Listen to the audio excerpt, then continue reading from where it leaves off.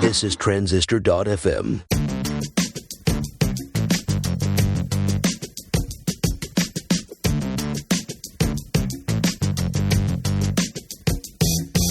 Hi, I'm Justin, and this is Product People, the podcast focused on great products and the people who make them.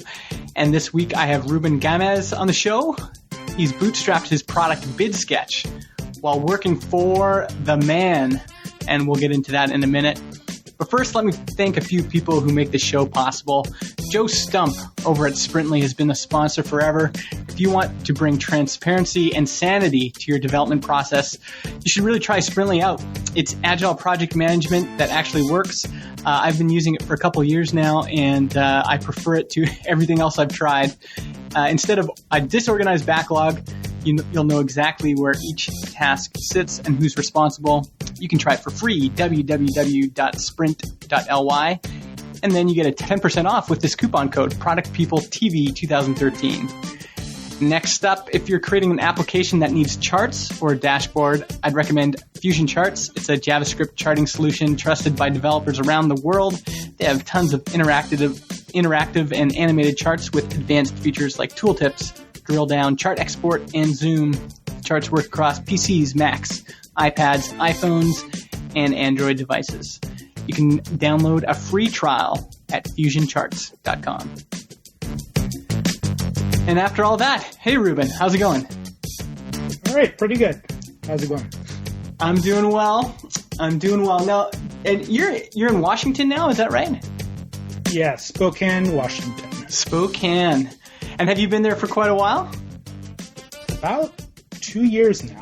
We like it, but not sure about the city. So we're probably, maybe in another year or two, looking to move to Portland or Seattle.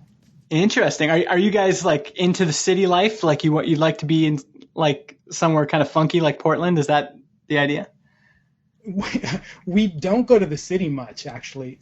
We like to be close to it, like maybe 20 minutes away from it. Yeah. We like all the outdoor stuff. So we're okay here. It's just that whenever we go to the city, there's not much going on here. Yeah.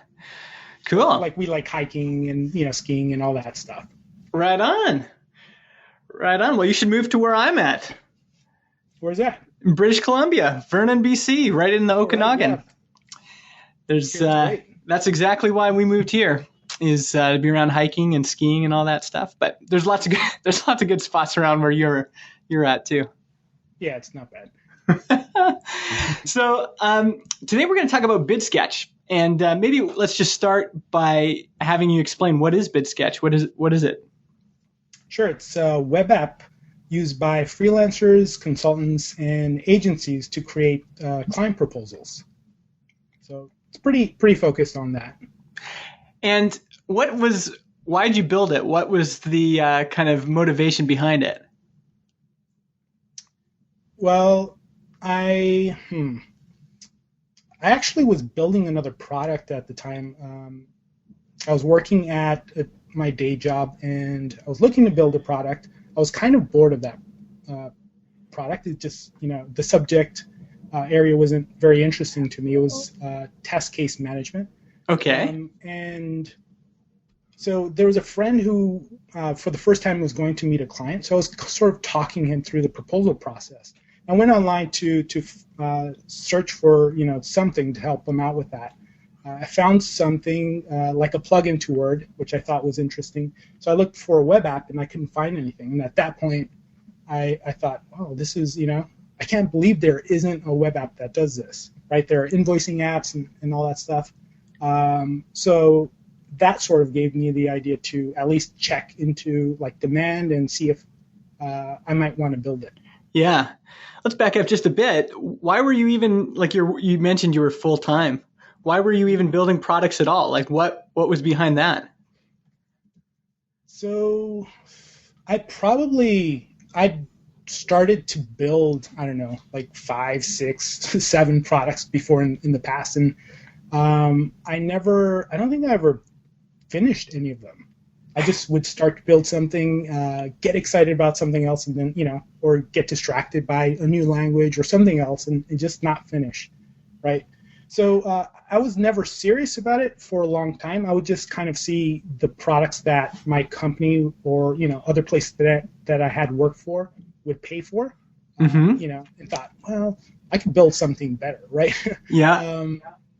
Not knowing what's involved on the marketing side, I was just at that point strictly thinking about the technical side of things. Gotcha. So you're a developer. Right. So And that's so my development background. Okay, so you're a developer and you'd be sitting in your office and you'd be thinking, you'd see something and you'd be like, I can build that better. And the interest for you at that moment was just building something better. And getting paid for it. Okay. Because I would see how much money they would spend on these products, right? And I'd say, wow, they're paying this much money for a CMS. For this CMS, it's not even that good. But at that point, like I said, I wasn't serious enough to finish building those products. It wasn't until later, till I almost started BidSketch, where I started to get more serious about it, and I started to read like marketing books and stuff like that. And at that point, it was because I was really unhappy with the job. Right. So that was kind of prior to that, you were interested in pursuing these things, both for, you're thinking about making the money, but also for the technical challenge. But you didn't really get serious until you were kind of unhappy where you were. Right. And it wasn't just like unhappy with the job, just unhappy with having a job. It just, wasn't for me, and actually never was for me. I was thinking about this the other day. I just somehow kind of fell asleep and started off on this path that just was never really my own path, right? Just like doing the things that you're supposed to do. Just like get a job, start getting promoted, years later, I looked at what I was doing, and I realized that I didn't like what I did, and I was wondering how did I let myself get to this point, right? Mm-hmm. What do you think it is about that? Because I wonder about that. There's probably a lot of folks that feel that way. That feel like maybe that they'd like to go and do something on their own. But sometimes I wonder, like, how much of that is them just not happy in their job, and maybe they could find another job that would be better. What do you think is the difference between someone that, could just find a better job and someone that is actually kind of set out to build and launch their own thing? I don't know what the difference is. I just know that, like, I knew that I could. The way that I thought about it was this way. I knew that even if I got another job, I'd still be working for somebody else, and I would still encounter all these different problems that came with that, right? Mm-hmm. And that just wasn't satisfying to me. I wasn't learning as much anymore, and like new technical challenges weren't going to do it for me. Yeah. Right? So just the thought of getting a new job, even if it was better, a lot better and new and all this stuff, just wasn't going to fix anything. There's nothing that could be fixed by getting a new job. And I also, I don't know. I mean, I guess that was it. It was, mainly that. I didn't feel that a new job would fix anything for me. Plus, I also purposely actually stayed in a job that I was unhappy with, to make sure that I stayed motivated while building the product. Gotcha. And how long was this process? Like, when did you start trying to build products, and then when did you eventually quit your job? So, I don't know. I mean, there's like products that I played around with, right? That I wouldn't even call them real products, right? Those I would call projects. Mm-hmm. So, like, the very first product, something that I was truly serious about building was that test case management tool. And that was really just a few months before I got the idea for BidSketch. And by that point, I was just kind of like, I just wasn't excited about the tool. And I'm not one of these people that say, well, you have to do something that you're passionate about and all this stuff, right? Mm-hmm. at the same time, I think you have to find something that kind of excites you about what you're doing. Mm-hmm. Right? Like, I don't know, for me, managing test plans and all was just ridiculously boring. Yeah, So I was looking for something else to do, right? Yeah. So it was just a matter of months between like starting that product and then starting on BidSketch. And I think after I launched BidSketch, maybe about a year later, because for a lot of reasons, but actually maybe a little bit less than that. I actually spent like 6 months or 8 months building it and then scrapped all of my work and started over again. Wow, why'd you do that? Because when I initially started building BidSketch, I started building it in a language that would be hard for me to hire people in. Not because it would be hard for me to hire people in it, but because my background was Java, right? Yeah. So I wanted to play around with Groovy. So basically it was just like, okay, I want to learn this language, and I wanted to learn Grails, which was like similar to Rails, right? But Java based. And basically, I realized at one point that if I wanted to hire help, it was going to be really hard to hire developers that I could afford to just help me with that. With the Ruby app, or was it a Ruby app? On the technical side, no, it was not a Ruby app. So okay. That's what I started when I scrapped everything and started all over. Mm-hmm. I started it as a Rails app because it's really easy to find Rails developers. Right? Gotcha. It's a lot harder to find Grails developers. Right. Gotcha. Yeah. Plus, I was, progress was super slow, right? I was at a crappy job, so sometimes those jobs, even though they're not physically exhausting, right? You're tiring. You're exhausted by the time you get out, right? Yeah. And you just want to just get home and not do much. Yeah. Right. And it's hard to get to work, right? So I was working. I'd get off of work, and then I'd spend like 3 or 4 hours a night, and then I'd spend like a Saturday or maybe a few hours on a Sunday working. So I was working all the time. But it wasn't easy, and after several months of doing that, because I was doing the design, I was doing the development, I was doing marketing, like SEO, writing blog posts, like everything, right? And doing it as a part-time effort just was going slow, and keeping myself going was just getting tougher and tougher. Mm-hmm. So, that was kind of why I started over, because it was an awesome feeling once I did, and I didn't have a lot of money. Yeah. I spent maybe a total of like $3,000 or so outsourcing some of the work. But it was awesome when I, get home from work or wake up in the morning and there was, new code written, right? Like progress was being made while I was sleeping or while I was working. So this was kind of a turning point for you. We should probably stay here for a little bit, because I think this is something a lot of people struggle with, is that, they're working full time. And even that image you just explained, that cognitive load of being at a job all day and having, even if it's, not a difficult job, there's just the weight of that thing. Mm. And they get home and they're tired. And so what was it? Sorry, go ahead. I was just going to say, that really gets me, because sometimes even though I felt like that, I still did work. I still did it, right? I still took action. I don't feel that enough people do that, right? Not enough people take action. Right. Because there are a lot of things about that. So I feel great when I'm learning new things. And when I would get home and have to write a blog post or do something on the SEO side, that was cool because I was learning and that was fun. That was easier to do. Mm-hmm. But when I was writing code or doing design or whatever, that wasn't new to me.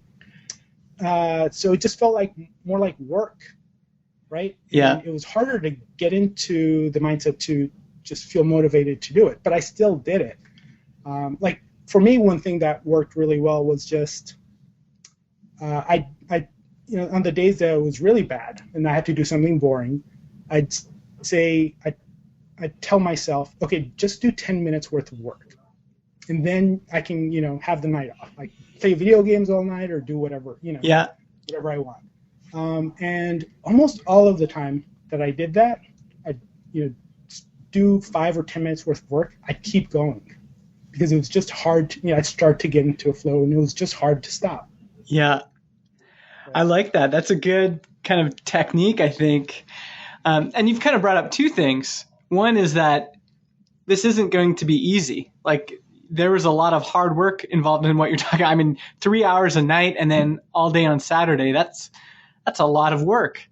And so I think in one side you're saying people have to expect hard work, right? Right. It's you have to put in the work, period. Right. And on the other hand, there's this idea of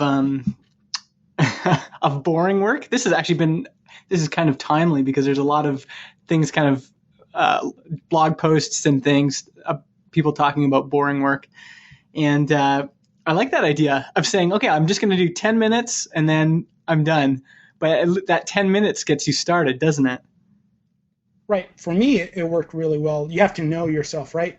Sometimes if it was really bad, I'd stop at 10 minutes and be like, okay, that's it, and then play video games or whatever, right? But most of the time that wouldn't happen. Most of the time I would continue working because it was just hard for me to stop, like in the middle of something, right? Mm-hmm. Just because I said it was 10 minutes.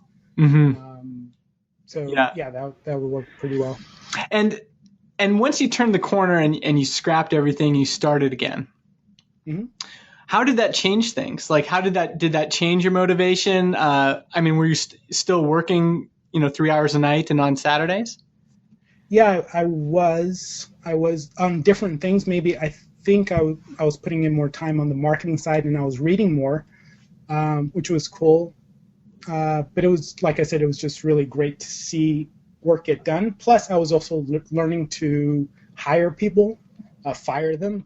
Mm-hmm. I had to let go a few people, especially when you're not paying that much. The quality of work is kind of questionable. Yeah. And managing people in other countries, right, in different time zones and stuff like that. So that was kind of new, but it was cool. It was nice learning that and super useful. Mm-hmm. Plus, I was also outsourcing. Like, I wasn't just outsourcing code or design. I was outsourcing anything that would take time, right? So one example is, like, we had a vacation coming up in Orlando, mm-hmm. And I lived in South Florida at the time, and I looked at the weather and it was going to be raining. I was like, oh, okay, well, like, what do we do while it's raining? There's a bunch of stuff that I guess I can look up online or whatever. I just sent in a research request to a VA to have them look. Give me a list of a bunch of things to do, right? Gotcha. Training, stuff like that. Because I could have done it myself. It's not hard, right? But I would have spent, an hour doing that when I could have been writing code or writing another blog post or doing something like that. Yeah. Okay, this is the trap I get into. You need to teach me your ways right now. Because I'm the consummate lone wolf do-it-yourselfer.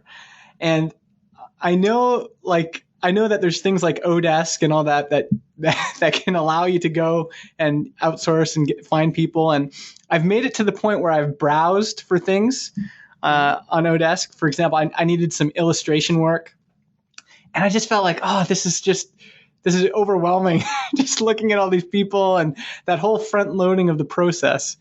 So guide me through that. Like, give me some hope. What are some things I could do to stop being this person that's doing everything himself and offload some of that to some hired help? So I guess I'd start off by asking, like, what felt overwhelming about it? I think it always almost feels like it's easier to like I would start to play the script in my head. Like, okay, I'm gonna have to find this person. I'm gonna have to go through a bunch of people's profiles. Then I'm going to have to contact them. Then I'm going to have to explain to them what it is I want them to do. And then I'm going to have to, choose somebody. And then it just, like, all that front loading communication. And I was thinking in my head, well, but I could just do this really quickly. In 2 or 3 hours. So I think that's the part that I always get stuck on is, especially when you're doing stuff on the side, you kind of feel like, do I want to spend 3 hours browsing Odesk and figuring that out? Or do I want to spend 3 hours working on the business?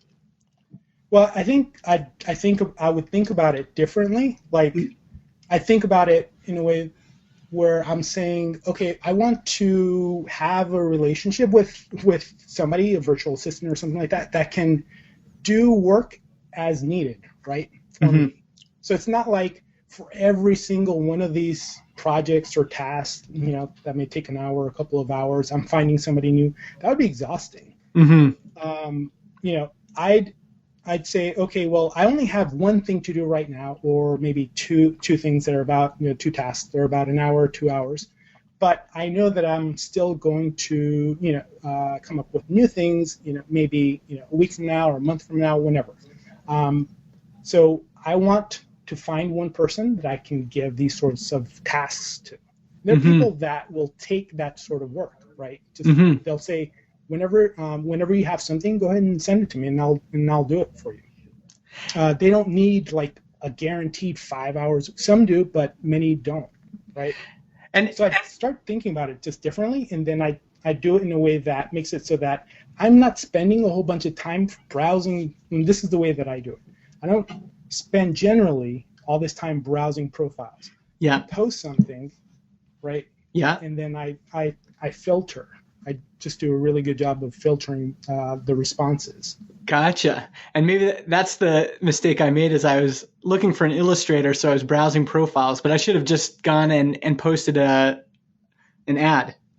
Yeah. I mean, browsing through profiles, I don't do that unless it's the last resort. It takes so freaking long. It's tough. It's tough to find somebody if you do it that way, because it does take a long time. And I think the other kind of script people have in their heads is that they're never going to be able to find anyone good, anyone that they can actually trust and depend on.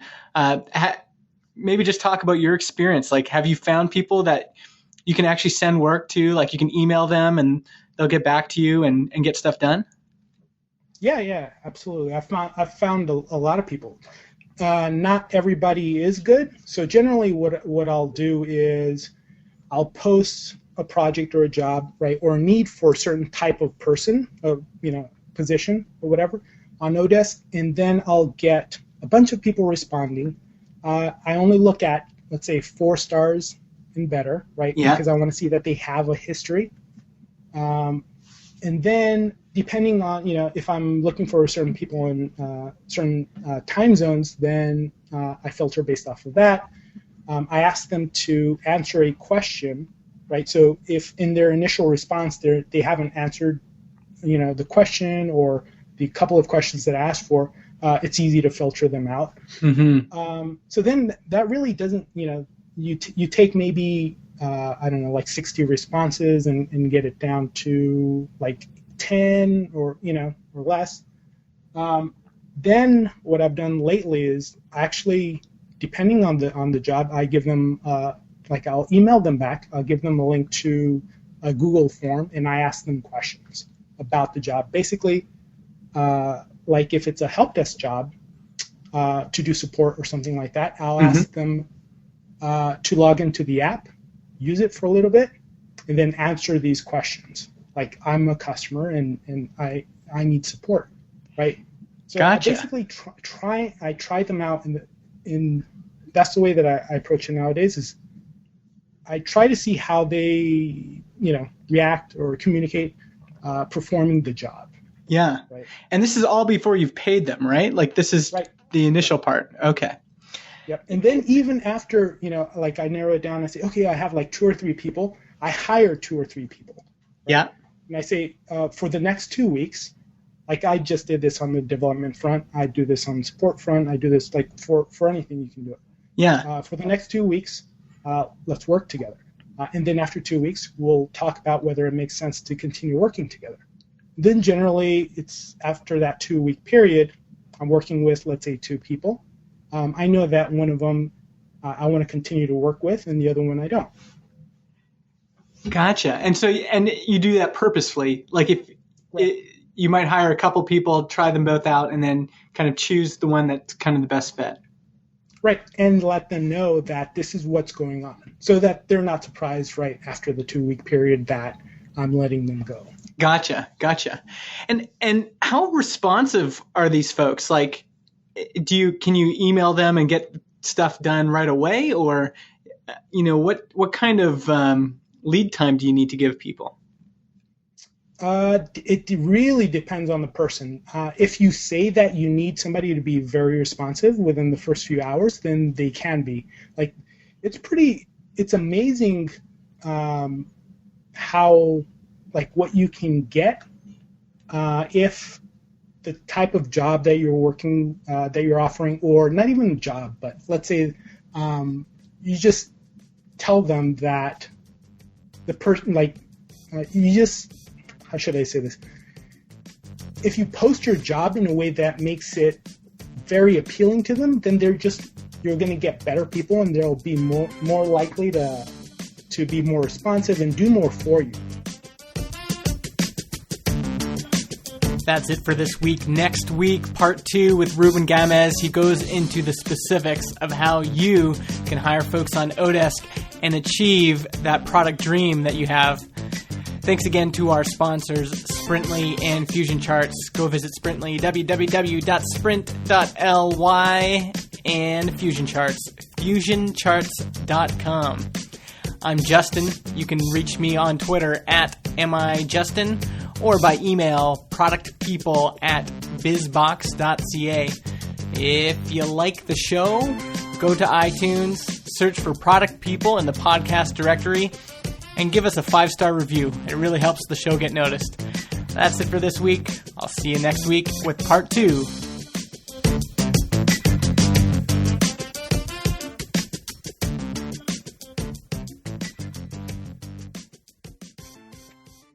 Podcast hosting is provided by Transistor.fm. They host our MP3 files, generate our RSS feed, provide us with analytics, and help us distribute the show to Spotify, Apple Podcasts, and more. If you want to start your own podcast or you want to switch to Transistor, go to transistor.fm/Justin and get 15% off your first year.